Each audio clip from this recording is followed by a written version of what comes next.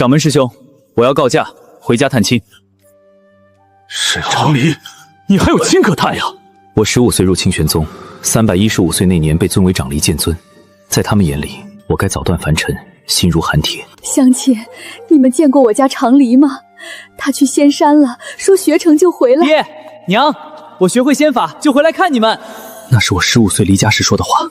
现在，人间已过300年，凡人寿数不过100年，你的爹娘多半已经不在了。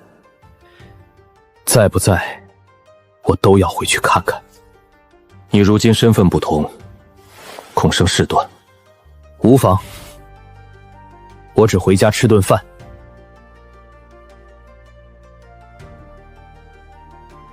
沈老二家的丫头，不嫁也得嫁，欠了我们钱就拿人抵。放开他！那姑娘的眉眼，是不是像极了我娘年轻的时候？等等，放开他！你谁呀？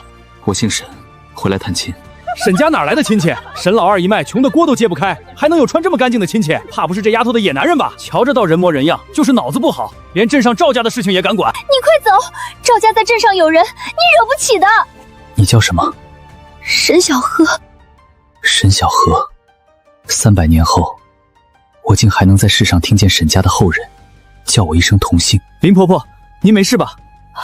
你长得像祖宗画上的人。眼前这位老人是沈家不知第几代媳妇，可他看我的眼神和梦里我娘看门外归人的眼神太像了。小子，给我松手！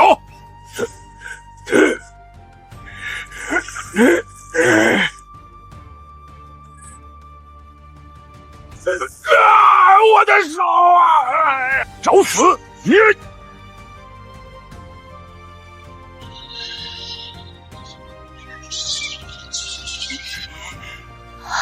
！30两银子，沈老二借了我们30两，白纸黑字，今天不还钱，就拿他女儿抵债。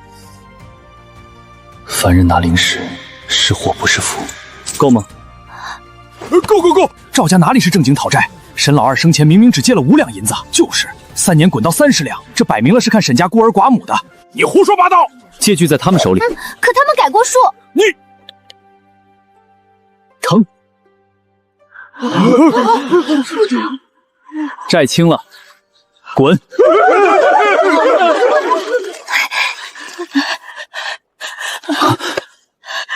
老人家，不必如此。像，真像啊！沈家祖宗画像上那个离家求仙的孩子，就是你这副模样。画像还在，在祠堂里，只是祠堂快被那帮人拆了。300年里，我入过魔渊，破过万妖阵，面对100万妖兵也不曾退半步。可此刻，面对当年我亲手中修过的这道低矮门槛，你真是我们沈家的亲戚？很远的亲戚。有多远？远到你们应该叫我祖宗。这是谁写的？听我祖婆婆说，是最早那位老太太写的。她等了一辈子，逢人便说家里出了个仙人，总会回来的。后来她临走的时候还留下话，让后人每年过节都要给长黎留一碗饭。娘走时，竟还在等我。300年的道心终是裂了。你别难过，奶奶说祖宗后来一定成仙了，成仙的人都很忙，顾不上回家也是正常的。你别生气。不正常，哪有什么顾不上？只是我那时年少，以为大道在眼前，凡尘不过咫尺，以为等我筑基再回，等我结丹再回，等我元婴再回，等着，一碗热饭就等成了冷货。家里没什么好东西，恩人将就吃。离家前夜，娘也给我煮了一碗这样的面。你刚才在村口是怎么把那把刀弹碎的？学过一点剑。那你能教我吗？小荷，休要胡闹！我不想再被人拖走，爹死了，哥也被征兵带走了，村里人都说我家没有男人，就该受欺负。你哥叫什么？沈青山，3年前被县里征去修河堤，后来就再没消息了。有人说他累死了，也有人说他当逃兵跑了。他没死。真的？真的。明日我带他回来。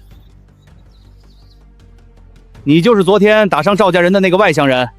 有事。哼，沈家欠村里的税粮交不上，祠堂那块地已经抵给村里了。今日我们是来拆祠堂的，与你一个外乡人无关，少多管闲事。村长，使不得。水粮我们砸过麦田也会慢慢还的，祠堂不能拆，那是我们沈家的还有什么根啊！就剩一个快入土的寡老太婆和一个早晚要嫁人的丫头面子，留着那破祠堂白白占地，还不如推了，给村里修个粮仓。你胡说，我哥还活着。活着怎么3年不回来？怕不是早死在外头了。谁敢动祠堂一块砖，断一只手！好大的口气！你一个外乡人也敢管沈家村的事儿？我姓沈。你说姓沈就姓沈，族谱呢？录种呢？官府文书呢？拿出来看看。凡人要证明自己是谁，竟只需要一张纸。可我离家那年，这沈家村还轮不到钱家人来说话。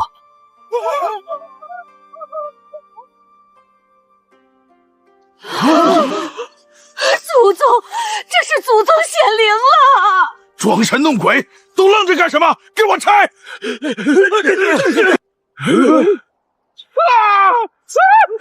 我说过，动祠堂者断手。刚才这一步只是警告。你敢？我侄子在县衙当差，而且赵家背后可是有仙门供奉撑腰的，你得罪不起。仙门供奉？沈家欠多少税粮？20担。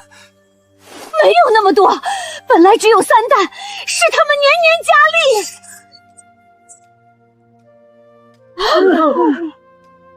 钱老狗，你还我家地！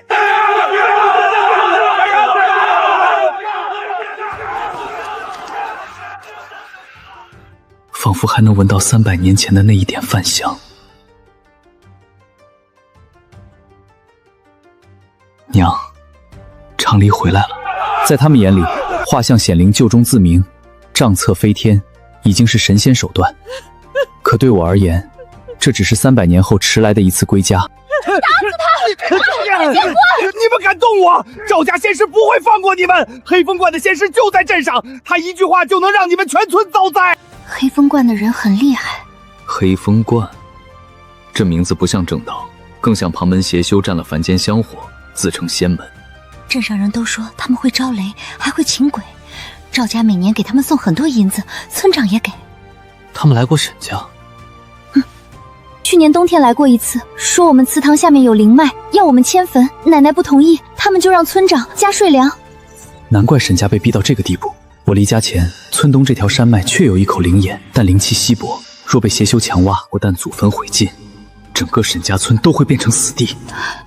恩人，要不你快走吧，你有本事，可黑风观有好多仙师，我们沈家不能连累你。我不是恩人。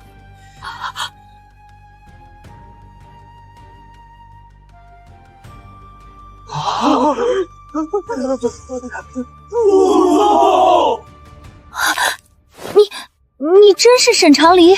可祖宗不是300年前的人吗？那你今年多大？315。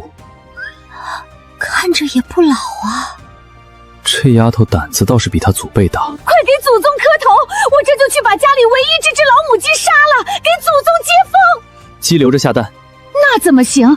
祖宗第一次回家。第一次回家，这4个字烫得厉害。不用杀鸡，给我再煮一碗面吧。祖宗，你真会飞吗？老祖宗。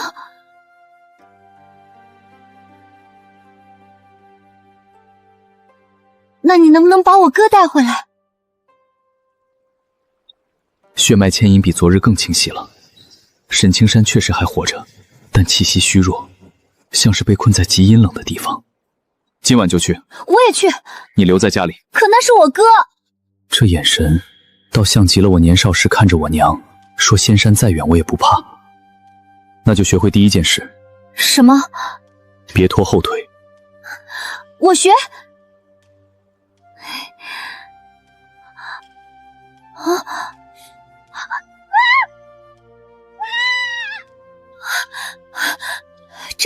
这就到了，这可是80里地啊！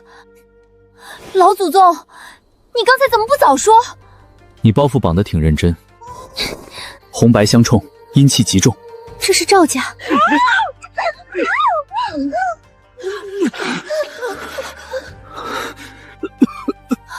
哥，先救活人，炼气3层，身上沾着不少血债，不是个凡人。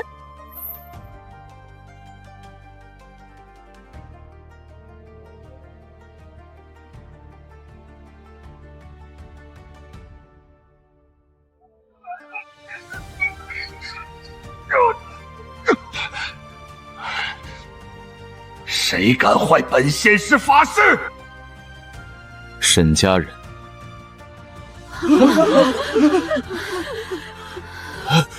又是你们沈家！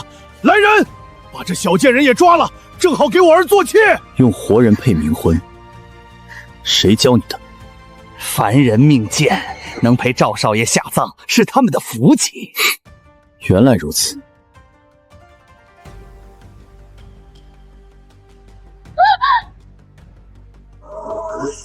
散！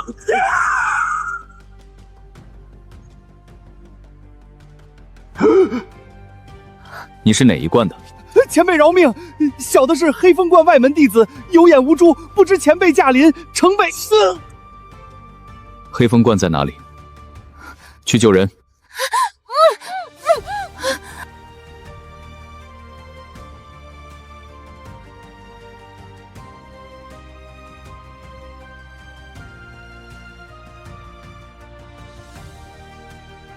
小何，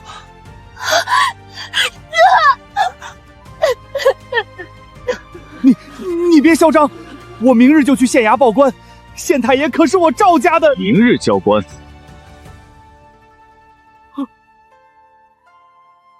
至于你，带路。好。凡人眼里的仙气，不过是刺骨的怨气。这山道两旁，不知埋了多少白骨。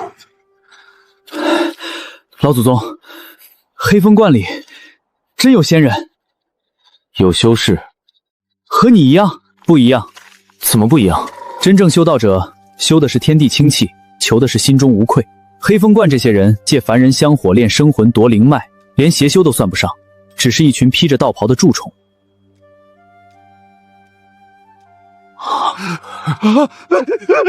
有人闯关！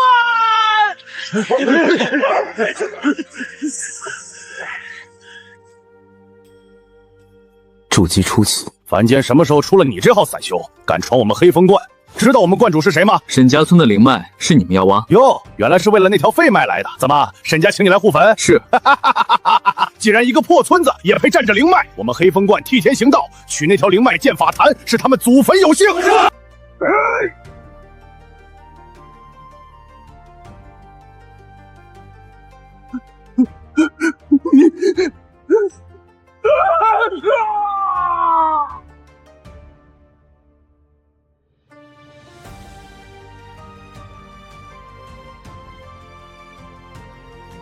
何人敢在我黑风观放肆？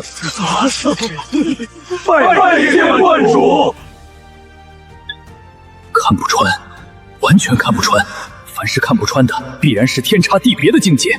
这穷乡僻壤怎么会惹来这种大能？这位道友，我们井水不犯河水，沈家村那口灵脉贫瘠的很。道友若是有意，本座可分你3成。你杀了多少人？修行之事本就是逆天而行，何必去问那些蝼蚁凡人的死活？凡人死活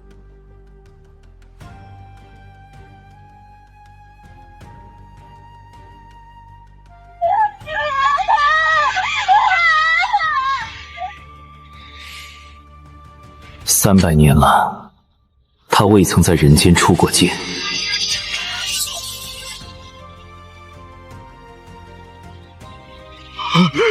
剑尊，你是元婴期剑尊！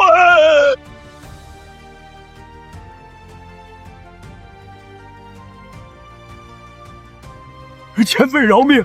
前辈饶命啊！晚辈有眼不识泰山，我愿献出观中所有的灵石和法器，只求前辈开恩。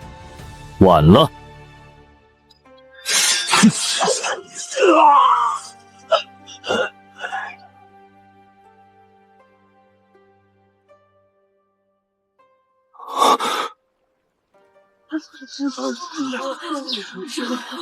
青山，奶奶，我回来了。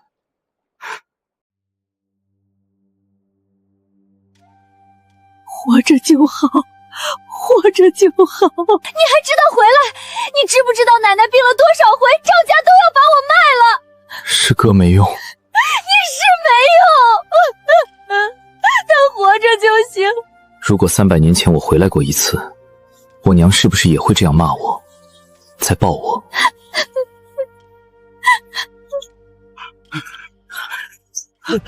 多谢沈家老祖救命！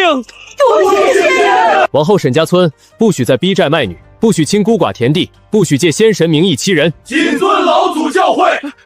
下官不知县长驾临，有失远迎。赵家拐卖女子、私设冥婚、勾结邪修，你管不管？管，一定严查。沈家村旧账，你查不查？查，今日就查。征夫修河堤3年未归，活人被当死人消冥，你问不问？问，下官亲自问。哪是什么修河堤？这3年，我是被县衙和赵家合伙卖进了暗无天日的黑矿场。和他一起被带走的人，10个里只活了3个。凡间的恶，有时候比妖魔更密。我没杀你，是因为换一个更贪的也容易。但我已将一道剑气封入县衙门匾，往后此县若有冤魂3日不散，剑气便落。下官不敢。这不是好事。凡人若把所有希望都寄托在神仙身上，就会忘记自己也该站起来。沈家村往后的账，你来管。我？你识字吗？识一点。那就学，你也学。学仙法？先学算账。连账都算不明白，别人改了借据，你还得等祖宗回来救。学就学。老祖宗，吃饭了。门外月色正好，300年后，我终于吃上了回家的第2碗饭。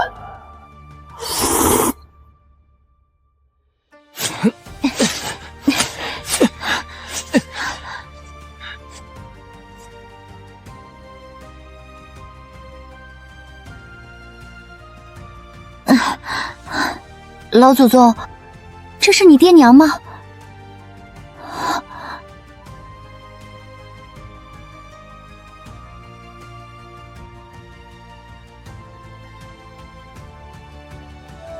爹，娘，我学会仙法了，会御剑，会炼丹，会布阵，也会杀很多很厉害的妖魔。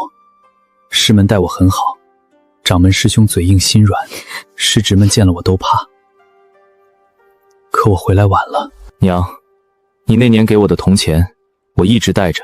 你说等我回家要给我做面，我吃到了，是后人给我做的，味道很像。此为温养阵，不夺天地灵气，只护一方土水，保沈家祖坟100年不受邪祟侵扰。老祖宗，你还会走吗？我终究是修士，清玄有则，北海封印有患。可这一次，我不能只留下一句轻飘飘的话。会走，但走之前，我会把该处理的事处理干净。那以后呢？以后每年清明，我回来上坟。只清明啊？别贪心。若有事，烧这张符，一符传信，一符护身，一符救命，非生死大事不可乱用。这另外一枚，带回去给林婆婆。我再问你最后一遍，交还是不交？你们沈家害得赵家被抄，还敢占着村东灵体？我爹说了，沈家村以后归县府直管，祠堂和祖坟都要登记造册。是县令的儿子刘承玉，炼气6层，一秀秀金剑，不是黑风关，是金雀门的人。这不是差点嫁给赵家死人的沈家丫头吗？听说你们家来了个厉害亲戚，就是他。神识试探，扫到一片空白，便以为我带了遮掩气息的法器。若是有见识的修士，此刻该立刻跪下。这位道友，沈家村灵脉已由县府上报金雀门，往后归我们监管。你若是散修，最好不要插手。金雀门知道黑风观炼魂吗？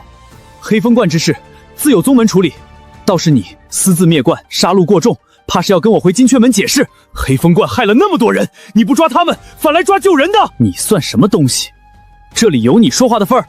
你不是躲不开，是他还没习惯，一个小民可以躲县令公子的脚。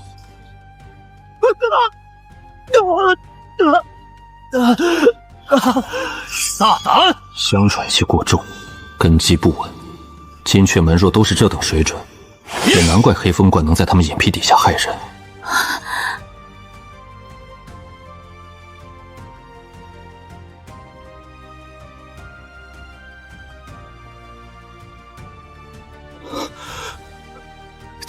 前辈。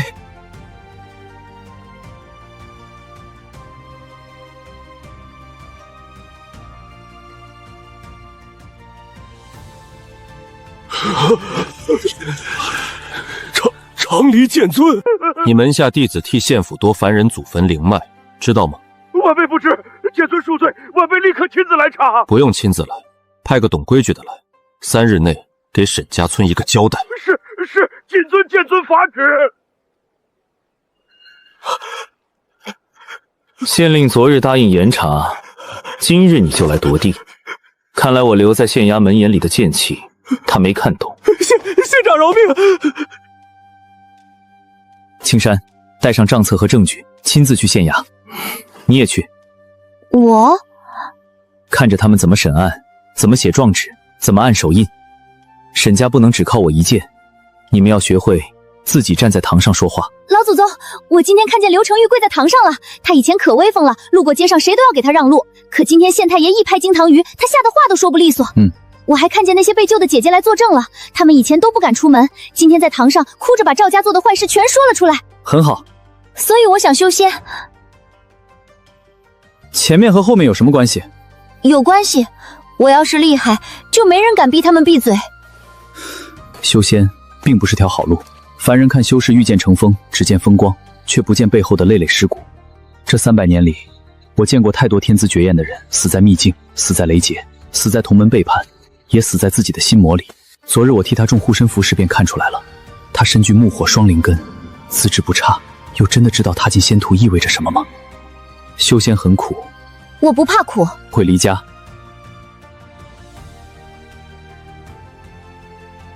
你若跟我上山，少则10年，多则100年，未必能回来。等你回来时，林婆婆可能已经不在了，沈青山可能也老了。这话对一个16岁的姑娘来说太重了，可我必须说。300年前，若有人告诉我这些，也许我仍会走，但至少我会回头再多看我娘一眼。若小荷真有仙缘，就让她困在去吧。奶奶，我知道了。可是我走了，谁照顾你？我照顾。哥回来了，不会再让奶奶一个人。如果那时我问过爹娘，他们也许会舍不走。凡人父母的爱，有时比修士大道更宽。木火双灵根，性性坚韧，适合清玄宗丹剑一脉。先守孝3月。守谁的孝？守你差点失去的凡尘。3月内每日练气1个时辰，读律历1个时辰，照顾家里1个时辰。3月后你若还想走，我带你上山。老祖宗，我会做到。这一次沈家的孩子离家前至少会好好告别。凡仙不得在凡间御剑飞行，不得在凡间使用仙术，不得在凡间。是。老祖宗，又来一个会飞的！你在凡间收徒了？还没，那就好。清玄宗最近够乱了，不能再……掌门祖宗好。木火双灵根，性性也亮，是个好苗子。你还真打算把他带回清玄宗？3月后再说。唉，也罢，你这一脉冷了太久，有个人吵吵闹闹，也许不是坏事。你来做什么？魔门知道你下山了，血河老祖的残魂现世，似乎是冲着你来的。还有北海教祖也派了人。多谢。怕连累凡人，长离，你若留在这里，魔门不敢正面杀你，便会冲沈家下手。凡人太脆，一点余波都受不住。跟我回宗门吧。便是我最担心的事，300年前我不回家是错，300年后若因为我回来害了沈家也是错。再等3日。3日能做什么？给我爹娘重修坟碑，给沈家祠堂补梁，教小荷引气入体，替青山立住村中规矩。还有等该来的人来。血河魔气。既然魔门想找我，那就不必让他们四处寻。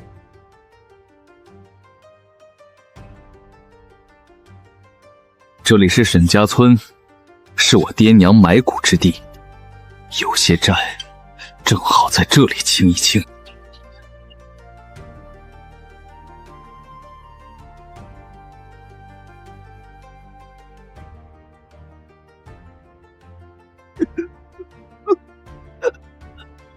老祖宗，他们是什么人？坏人。你解释的真省事儿。长离剑尊，原来你也有凡亲，300年了，本座还以为你真是石头里蹦出来的。护得住这一家，护得住全村吗？你杀我血河宗300弟子，今日我便拿这村300凡人祭旗。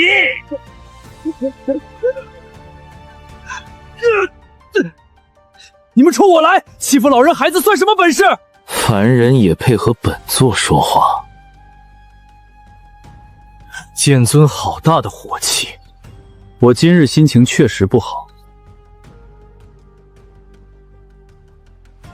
这里是我家，你进我家门，动我家人，还问我为何有火气？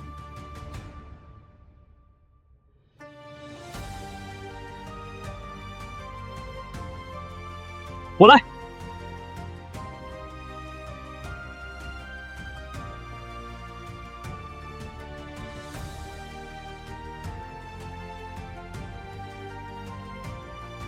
你竟比30年前更强了，你倒是更弱了。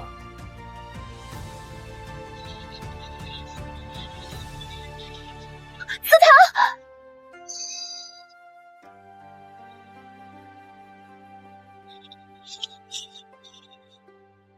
凡人香火，300年里，沈家后人每年给我留饭，也给爹娘上香。凡人的香火微弱，却一代代不断。竟在此刻护住了祠堂。你看，凡人也能护家。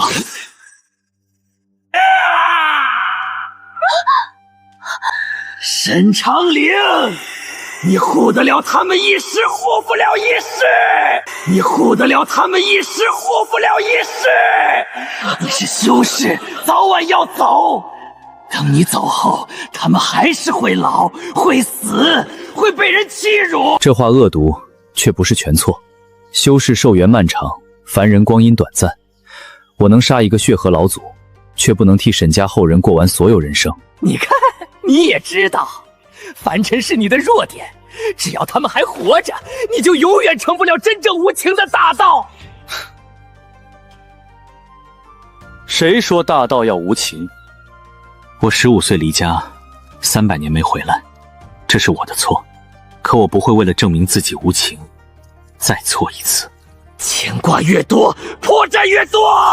那又如何？我有家，有坟要上，有后人要护，有一碗面要记得吃。你若觉得这是破绽，便来攻。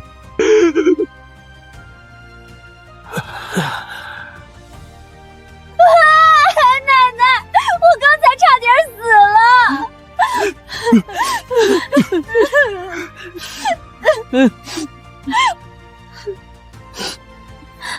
老祖宗，我还想修仙，我怕死，但我更怕以后有人这样欺负我家，我只能哭。好，看来清玄宗真要多个小祖宗了。掌门祖宗，你是在说我吗？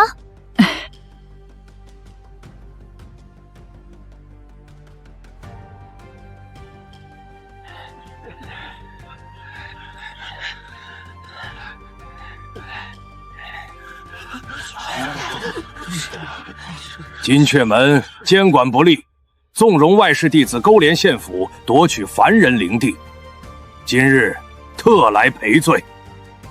契书在此，金阙门承诺沈家村灵脉归村中公有，任何仙门不得强取。老祖宗，我不行。你行？我真不行。你在矿场护住10几个孩子时，也觉得自己不行。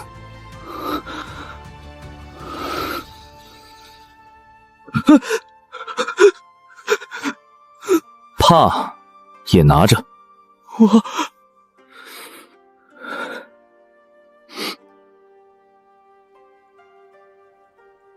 2种和药材留下，灵石退回大半。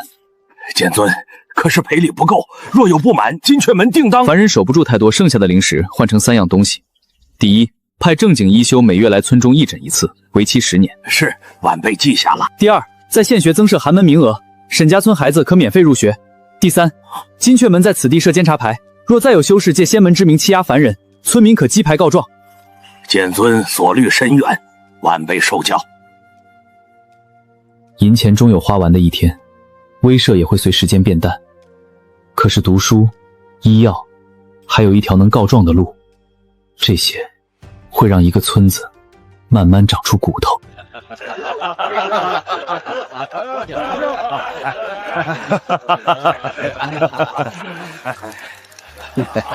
青山兄弟，这杯敬你。多谢各位乡亲，折煞我了。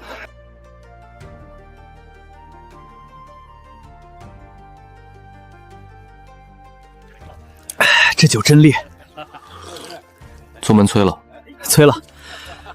北海那边又有动静，蛟族派使者上山，说要与你谈。老祖宗，吃。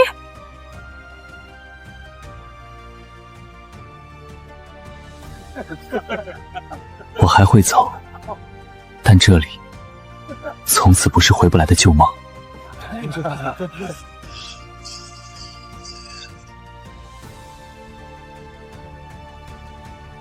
凡人气息污浊，剑尊竟真住得下去。有事？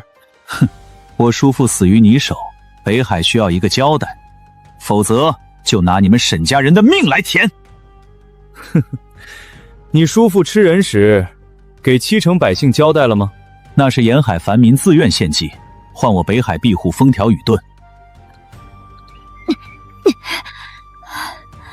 谁会自愿把孩子送给妖怪吃？凡女，这里有你说话的份儿。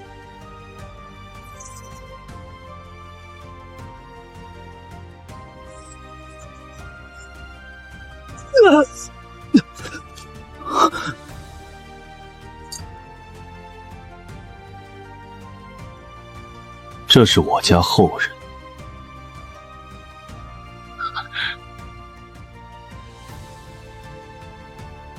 剑尊，我今日不是来与你动手，北海愿与你和解，但有条件。说，第一，归还昭君妖丹，连眼震入北海封印；第二，清玄宗赔偿北海灵脉3条。你继续。第三，你需向北海公开致歉，并承认斩蛟过重。吃人的妖怪还要救人的人道歉？还有吗？还有最后一条，听闻剑尊凡亲尚在，北海愿接沈家一脉去海上做客100年，以示两族互信。你来之前，你们族长知道这些条件吗？自然。好。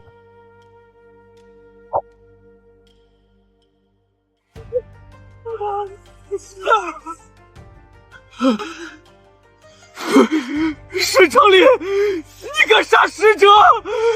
不杀。剑尊，这是误会。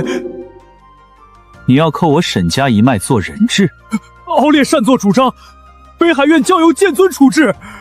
族长，北海蛟君吃人，罪证仍在天盟。若北海不服，我3日后亲至北海，再斩一次。北海服，赔偿沿海7城。给被吞海行立魂碑。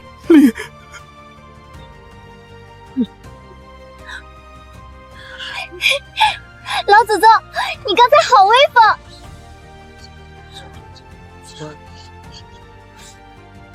所以你更要记住。记住什么？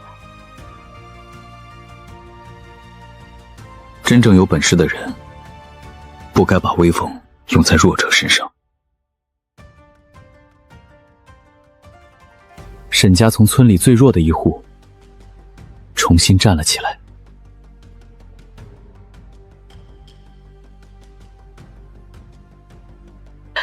神保佑！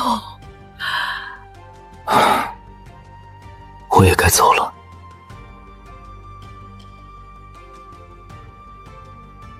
第一条路是给你的，这些不是让你做第2个前村长。我明白。你不明白也没关系。我在祠堂门口留了一道问心剑，往后沈家掌杖之人，每年祭祖都要过剑。若心有贪念，剑会响。老祖宗，响了会怎么样？轻则头疼3日，重呢？你不会想知道。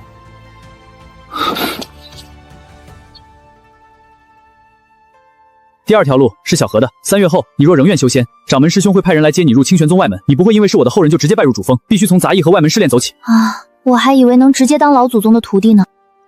丫头，你老祖宗当年也砍了3年柴。真的？真的。那我也砍。第3条路是整个沈家村的，外力终究有限。这书屋里的书，村中孩子，无论男女，都可来读。无论男女？从前女娃哪有读书的命啊？以后有。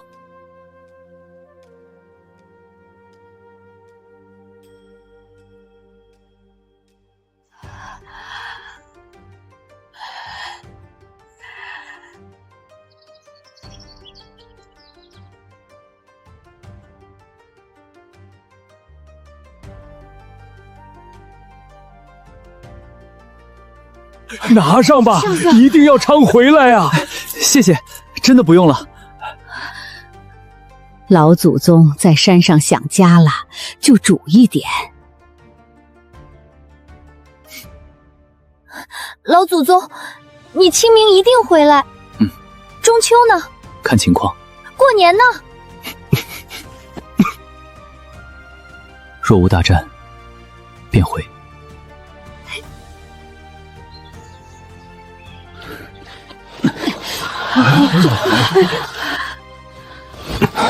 别总跪，这次不是跪先人，是送家里长辈。好。300年前我离家时，觉得山外才是大道。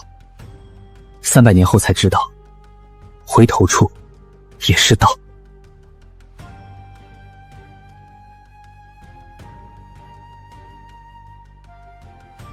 剑尊，您这是从哪里回来？探亲。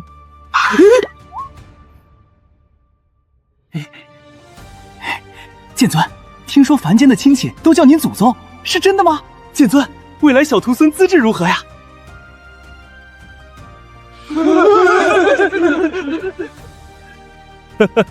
你是不知道，你不在的这些日子，宗门弟子偷偷打赌，说你回凡间肯定住不过1天。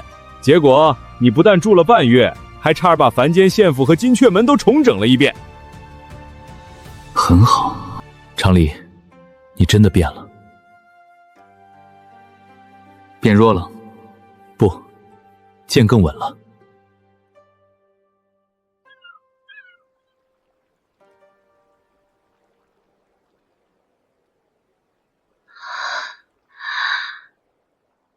老祖宗，家里一切都好，莫挂念。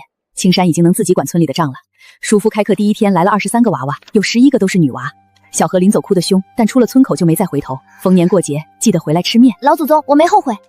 带了什么？衣服、干粮，奶奶给你做的鞋，哥给你的账册，还有村里孩子写给你的信。小丫头，你这是来修仙还是来搬家？走吧。第一次出远门，总要多带点。怕吗？怕。那还走？走啊！老祖宗不是说了吗？怕也要往前走。但走之前要记得和家里好好告别。300年前缺失的那一刻，今天终于补上了。我的探亲结束了，可沈家的故事才刚刚开始。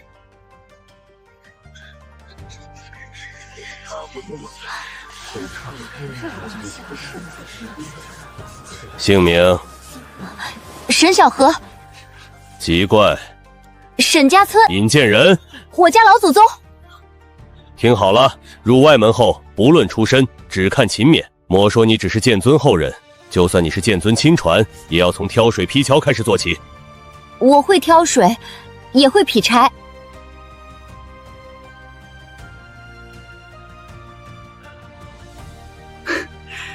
你家这后人挺会说实话。不好？好是好，就是外门以后要热闹了。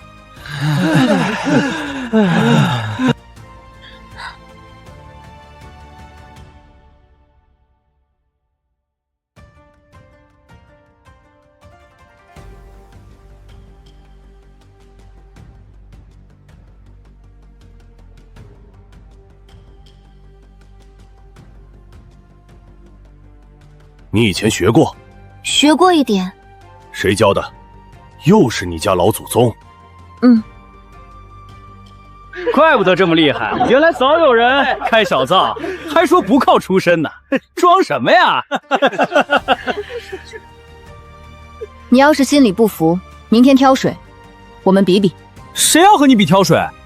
那比劈柴。粗活有什么好比的？哎，那比引气。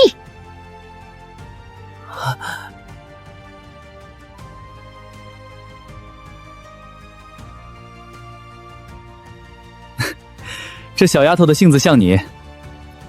不像。哪里不像？我当年没她话多。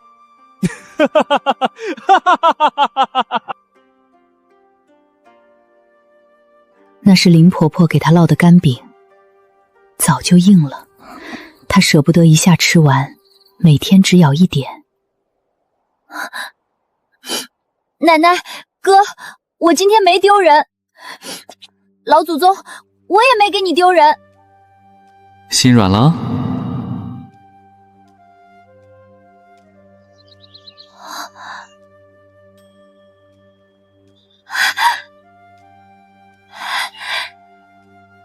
老祖宗，我知道是你。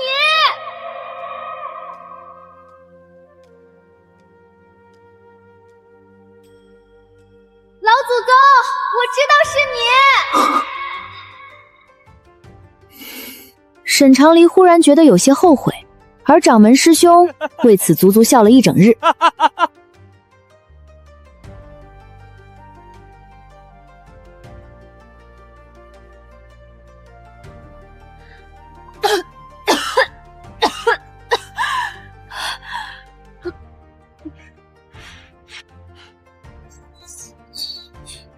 一开始还怕他仗着沈长离的名头偷懒，现在反倒怕这丫头把自己练坏了。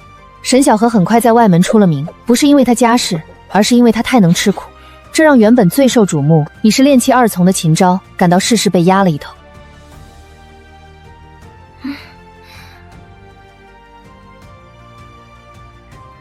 小荷，怎么办？规定日落前要交满100株，交不够会扣月历的。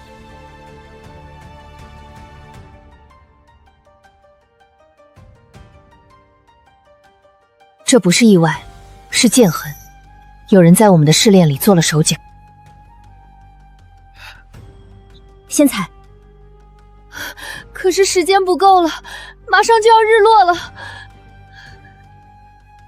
够。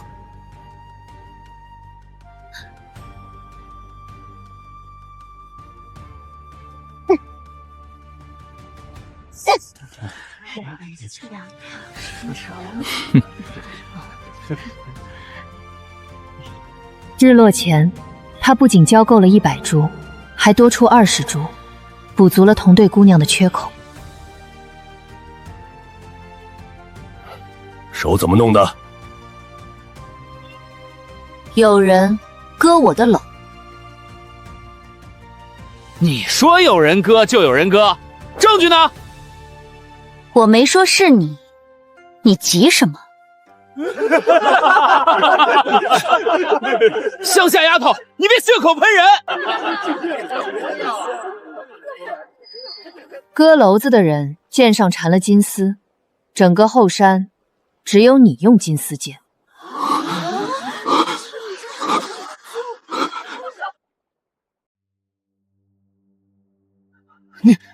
你胡说！一根金线能证明什么？老祖宗说，人在外面不能只会吃苦，还得会留证据。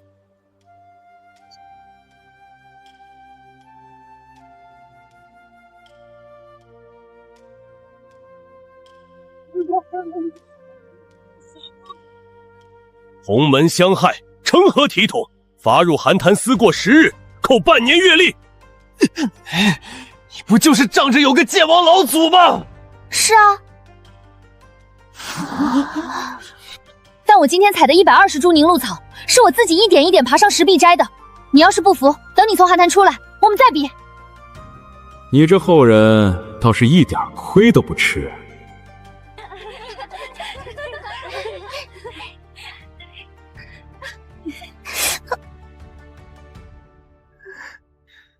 凡间的孩子长大，总比山上的孩子更早。夜晚，当沈小河回到屋里，发现桌上放着一瓶上好的伤药。谢谢老祖宗，谢谢老祖宗。沈家村传来急信，不是危急时刻才会燃起的玉符，只是一封普通的信。老祖宗不必亲至，我已带村民去谈，若3日后无回唤，再请老祖宗治助。你这后人倒是有分寸，知道遇事先自己处理，不胡乱依赖。他信上不是让你3日后再去吗？我知道。那你现在去哪儿？路过。你从清玄宗路过到万里之外的沈家村？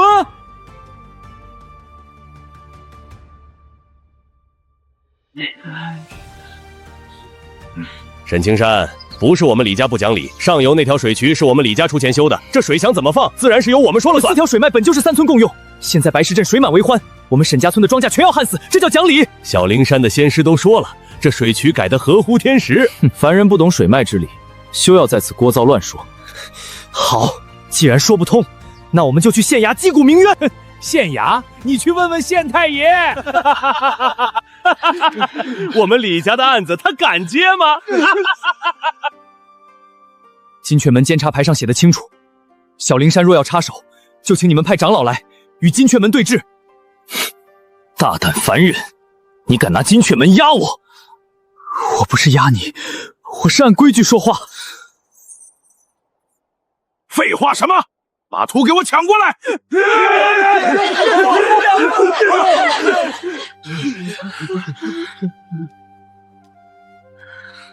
找死！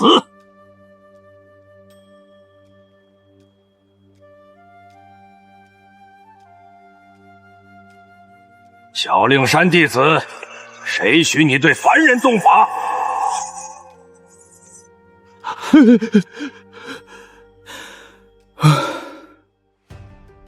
沈家不是离了我就站不住，他们已经开始学会自己撑伞了。凡立契者，须明驾、明期、明责，信为立身之本，法乃处世之基。人之初，性本善。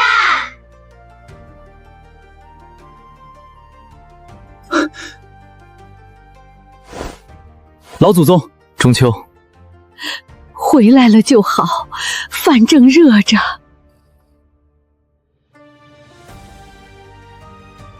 山上的月亮和咱们村里是一个，给他摆上碗筷，小河就能看见。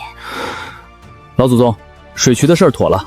金雀门出面后，小灵山赔了水粮，还帮咱们3村重修了水渠。今年村里虽然遇上大旱，但好在没有绝收。我以前总觉得自己没本事，可后来想想，你也不能永远替我们吵架。您给了规矩，指了路，剩下的路总得我们自己走。你做得很好。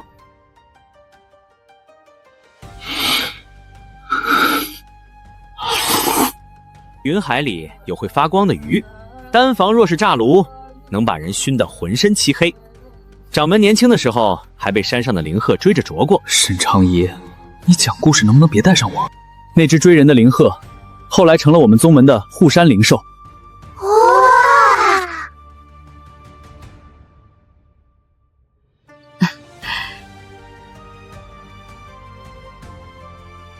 林婆婆说，今年的桂花开得比往年都要早些。娘，我中秋回来了。曾经每次回来，心里只有无尽的愧疚。如今愧疚仍在，但除此之外，似乎又多了一些别的东西，比如那口热饭，比如这村里的灯火，比如真的有人在等我。老祖宗，过年还回来吗？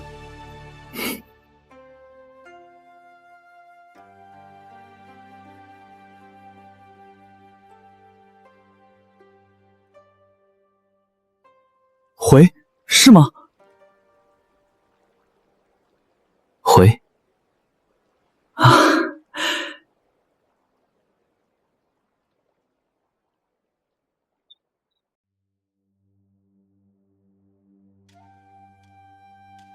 常理，吃饭了。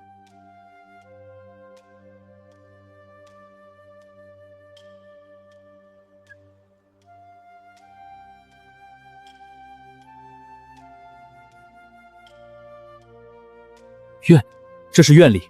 凡人长久思念、供奉、牵挂，若心思足够纯净，就会在旧物上凝成愿力。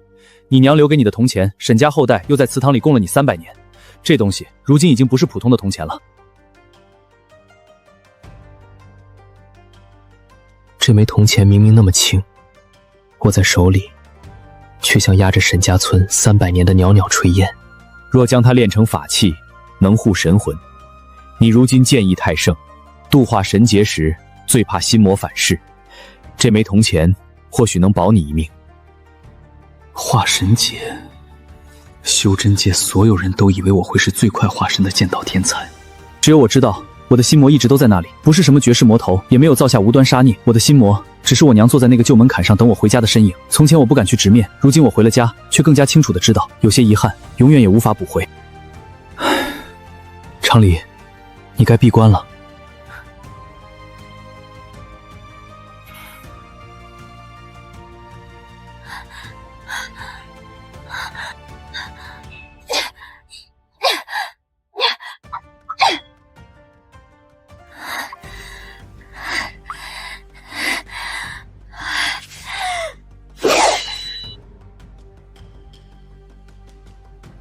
再等等。等什么？等他第一次外门小比。你现在真的很像一个操心晚辈的老祖宗。我本来就是。这次我不会输给你。那你认真点儿。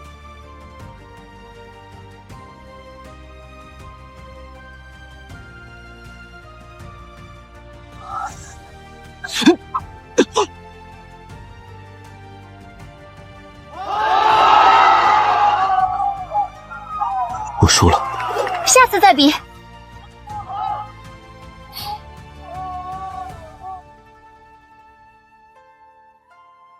就像是娘也在看着一样。想好了，想好了。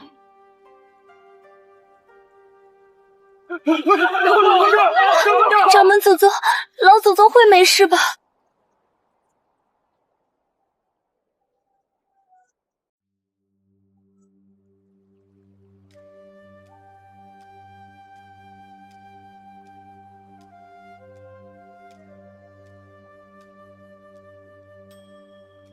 常理，回来啦！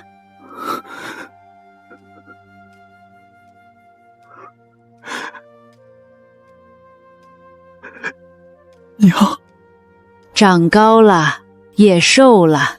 娘，我回来晚了。山路远，回来就好。太晚了，你等了一辈子，可我答应过你。长林这一辈子总有来不及，你不能永远跪在来不及前面。老祖宗，家里一切都好，我会守好沈家。老祖宗，你还没看我筑基呢。你看，有人还在等你。我明白了，心魔不是要我忘记愧疚，是要我别被愧疚困死。娘，我以后会常回家。去吧。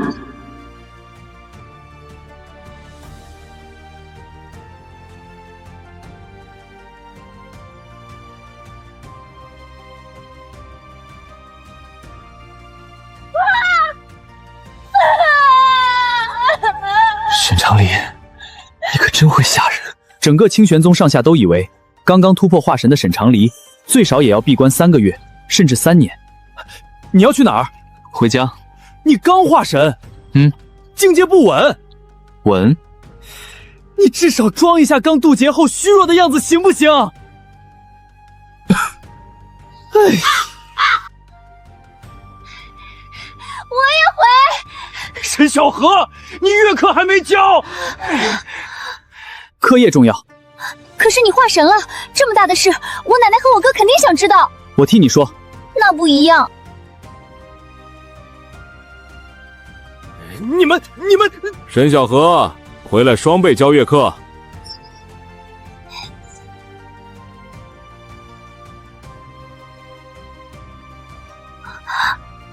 老老祖宗，原来天上看家是这样的。记住这个样子。为什么？以后你飞得越高，越要记得下面有人。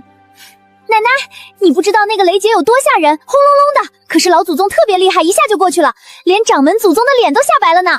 老祖宗，化神是不是很厉害？特别厉害。掌门祖宗说，像老祖宗这样化神的，整个东周都没几个。我不管什么东周西周的，厉害就是大喜事儿。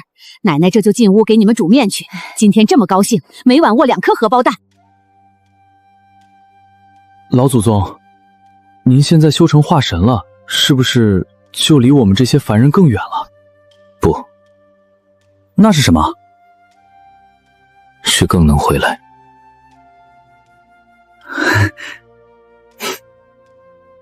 小何姐，你太厉害了！你在山上都不想家吗？修仙之人怎么会轻易想家哭鼻子？我每天练剑可忙了。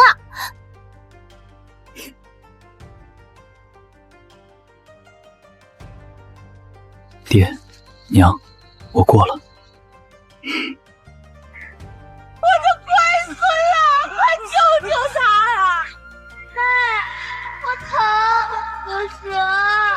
谷底深邃湿滑，常有毒蛇出没。沈小河现在不过才炼气2层，连御剑都不会，轻身术也仅仅是刚学会个皮毛。掌门师兄若在这里，定又要骂我心狠。但小河，你必须明白，修仙不是在山上赢一场无关痛痒的小比，而是在有人绝望哭喊时，你敢不敢站出来？老祖宗，你自己判断。下去，我可能会死，可是不下去，他肯定撑不到大人们绑好绳索了。哥，拉住！小河，不行，你会受伤的。我能下去。下面有怪风，还有蛇。哥，我以前被人欺负受伤的时候，是因为没人能救我。现在我学了本事，能救别人了，总不能就这么干站着看。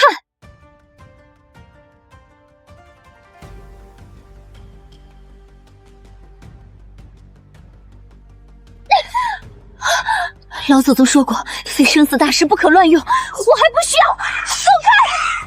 小河！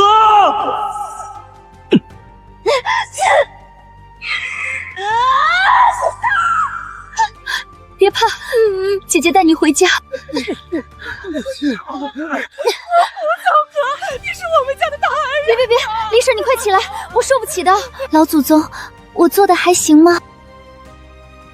很好。那我以后是不是能救更多的人？能。但你要记住，救人之前，也要学会活着回来。我终于明白了，手中的剑，不是为了去赢那个叫秦昭的人，也不是为了向谁证明我不比别人差。剑，是当有人在黑暗谷底绝望哭喊时，我能够伸出去的一只手。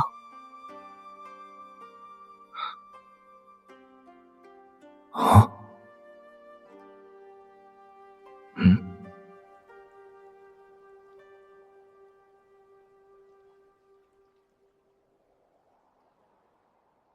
祠堂那根旧梁是300年前建的时候留下的，后来村里几次小修小补都没动过那根柱梁。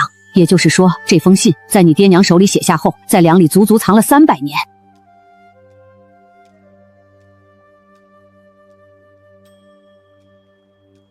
常理，你走后，我们不怪你，千万别因为肥灵庄自取看叫法术咒在地上的人。家里穷，没给你留下什么值钱的物件，只留一句话给你。若有一日你归家了，记住，先吃饭后上坟。给你留的那件过冬的棉衣，现在肯定小了，你回来时千万别穿，会勒得慌。老祖宗，你想哭就哭吧，我不笑话你。我没哭。没哭。老太太是个多好的娘啊！储物间里太冷了，这封信该贴着新天才暖和。这面我亲手做的，放了2个荷包蛋，一个给你吃，另一个算是我替你娘给你补上的。多谢。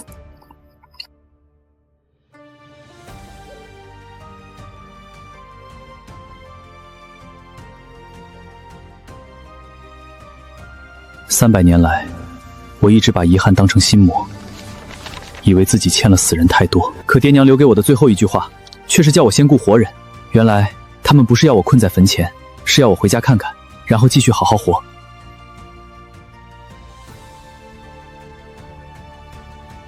老祖宗，奶奶说锅里还有汤。走吧。嗯。回去喝汤。活人比死人要紧，这句话沈长宜记住了。哎，今年可是咱沈家最好的年啊！林婆婆，这是清玄宗的养生丹，青山叔给您的心脏笔，还有这玉简，给村里的皮猴子们启蒙用。本座只是巡查凡间，顺路而已，可不是特意来的。掌门师兄，你就别装了。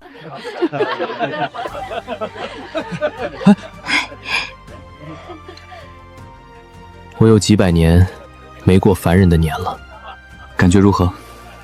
吵，但不讨厌。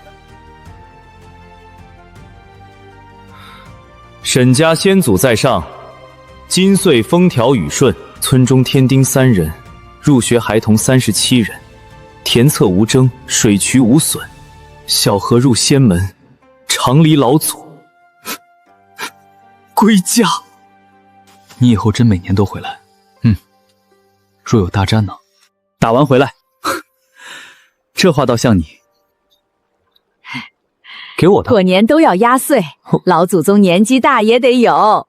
旧的那枚是老太太给你的，这枚是我们给你的，以后年年给，攒多了，老祖宗就不会忘记回家的路。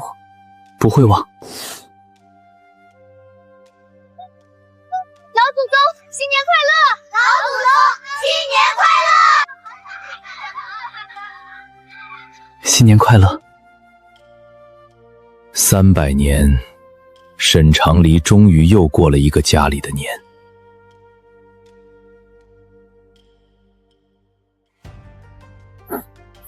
总算没给你家老祖宗丢人。沈小河，恭喜！下次比剑，你可别又说。老祖宗，我想请假回家探亲。岁月真像是绕了一圈。10年前，他跟着我上山，背着那么大的包子，眼睛里全是对仙门的好奇。如今，他眼里的光更亮了。去吧。你不问我回去做什么？探亲还需要理由。那你去吗？这次你自己去。有些路要我自己走。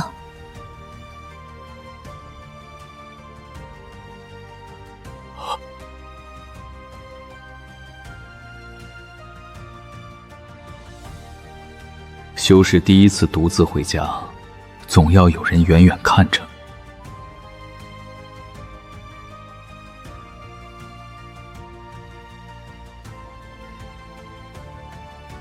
仙儿姐姐下凡了！小河回来了。奶奶，我筑基了，我能活很久了，也能飞很远了。可是我还是想回家吃你做的饭。你当年若能这样回来就好了。难过？不，很好。遗憾不会消失，但它可以变成提醒后来人的灯。小河没有重复我的错，他知道大道在前，也知道家在身后，这就很好。爹娘，我筑基了，师父说我进步很快。老祖宗，你爹娘会不会也替我高兴？会。很多年后，修真界仍旧流传着长离剑尊第一次回家探亲的故事。诸位有所不知，那长离剑尊一怒之下，只身踏平了黑风观。修士寿长，凡人寿短。从前我总觉得长的才重要，短的终会散。后来我才明白，正因为短，才要珍惜。老祖宗，我这辈子值了。咱沈山成了能成家的男人，小河也成了会飞的仙人。老太婆啊，我等了一辈子的人，到底还是回来了。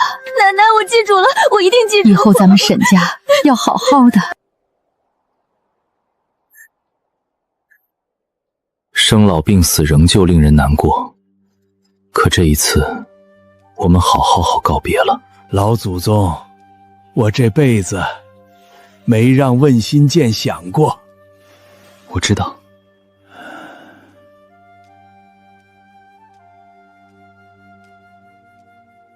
老祖宗，凡人一生好短，可他们活得好认真。所以，修士更不能轻慢他们。拜见师傅，我没出息，我想家了，求师傅责罚。为师给你放3日假，回去看看吧。多谢师傅。记得好好吃顿饭，记得好好告别，然后记得再回来。徒儿一定回来。当年林婆婆送我上山时，大概也是这样的心情吧。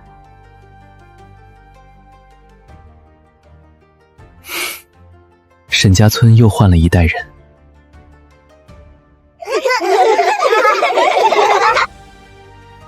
老祖宗，仙山上到底有没有神仙鱼呀？我每年都会回来，有时清明，有时中秋，有时除夕，有时只是忽然想吃一碗面。无论走到多远，这包面和这枚铜钱总会提醒我，我不是从石头里蹦出来的无情剑尊，我是沈家村沈远山和周氏的儿子。15岁离家，300年后才第一次回家探亲，回来的太晚，但终究我还是回来了。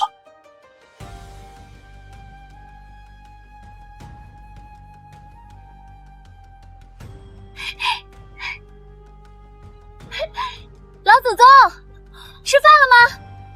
老祖宗，吃饭了吗？还没有。那我来煮面。师父当年曾问我何为大道，年少时我答剑，后来我答天地，如今我想答案也可以是一盏灯，一碗饭，一条回家的路。凡尘不是修行的阻碍，凡尘也是道。荒唐！修仙本就该断绝尘烟，如今这新规竟允许入门满3年的弟子请3日探亲假，这岂不让他们才3天了往家里跑，心如何能接？师兄此言差矣，弟子们也是血肉之躯，心里有挂念，读不如书。若是强行将压异性过来，毁的是道基，那少喇喇，简直是妇人之仁。都不必争了，我清玄宗修的是造福苍生的正道，不是断情绝人的无情道。这条规矩就这么定了。我们的目的是修仙，不是要把人修成石头。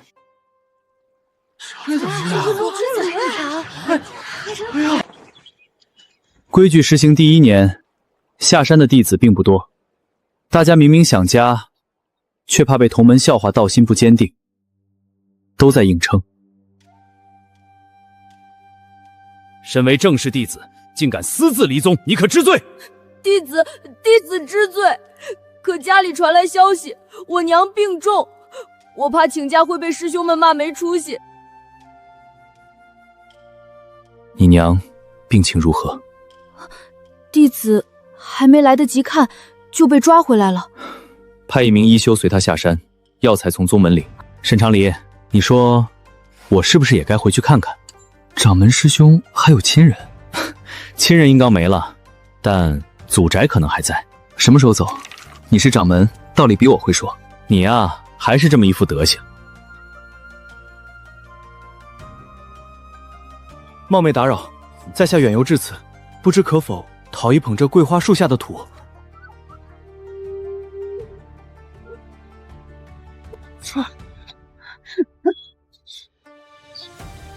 掌门祖宗现在顺眼多了，以前训人多凶啊！小心点，他能听见。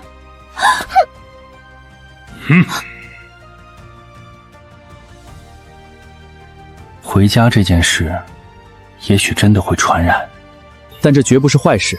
人只有知道自己的来处，手里的剑才不会乱指。知道来处，方能立足。后来的沈家书屋走出了很多人，第一个考出县学的是春杏。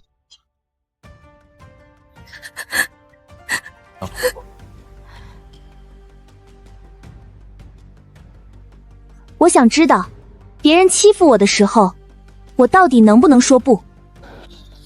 真是荒唐！一个女子竟然坐堂当差，像什么样子？就是抛头露面的，成何体统？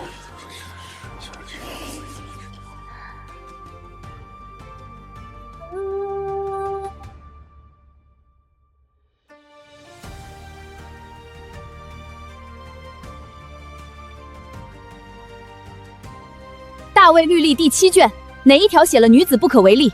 这卷宗之上的规矩，你们要是不懂，我一条一条念给你们听。这水车是你做的，巧夺天工。你可想随我回金雀门修仙问道？不了，我灵根不好，也不想在天上飞来飞去。那你造这水车不为追求大道，为了什么？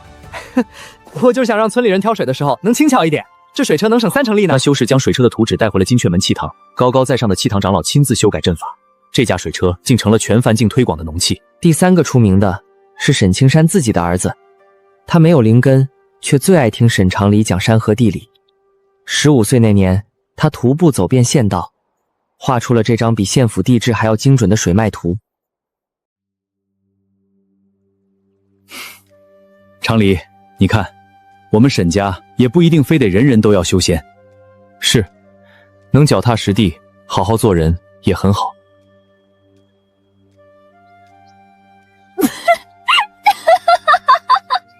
老祖宗，你这辈也太不威风了吧！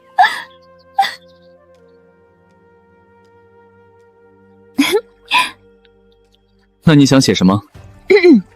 当然得写长离剑尊一剑灭魔，万仙俯首，这才霸气嘛！很多年后，仍有人来到这间沈家书屋，他们不一定知道黑风观的往事，不一定知道北海蛟族的风浪，也不一定知道我后来到了什么境界，但他们看见那块碑，请问那碗面好吃吗？好吃，当然好吃。那是一个离家300年的人，第一次真正回到人间。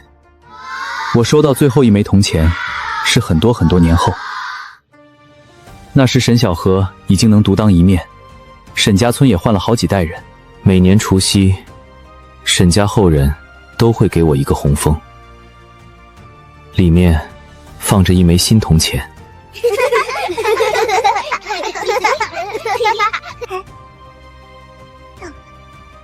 猪猪，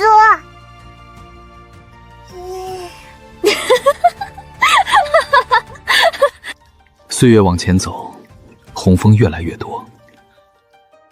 我在洞府里专门放了一个木匣，它不是什么陵墓，只是沈家村老屋换粮时留下的一节旧墓。这里面装着的每一枚凡间铜钱都毫无法力，却比许多天才地宝更让我安心。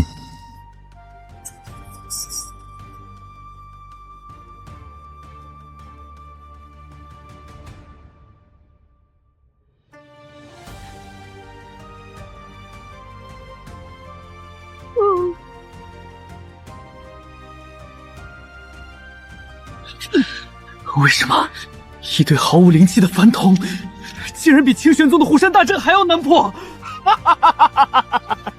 你这算什么？铜钱护道？最后一枚铜钱是沈小河给的，那一年他也老了，修士寿长，可终究不是人人都能飞升。老祖宗，今年我给。别这个表情，我活了很久，见过很多山，救过很多人，也回过很多次家，很好了。有点，但比起当年差点被赵家拖走时，不怕多了。我这辈子最庆幸的事，就是你回来了。也是因为你回来，我才知道，修仙不是飞得远越好，而是飞得再远，也记得落在哪里。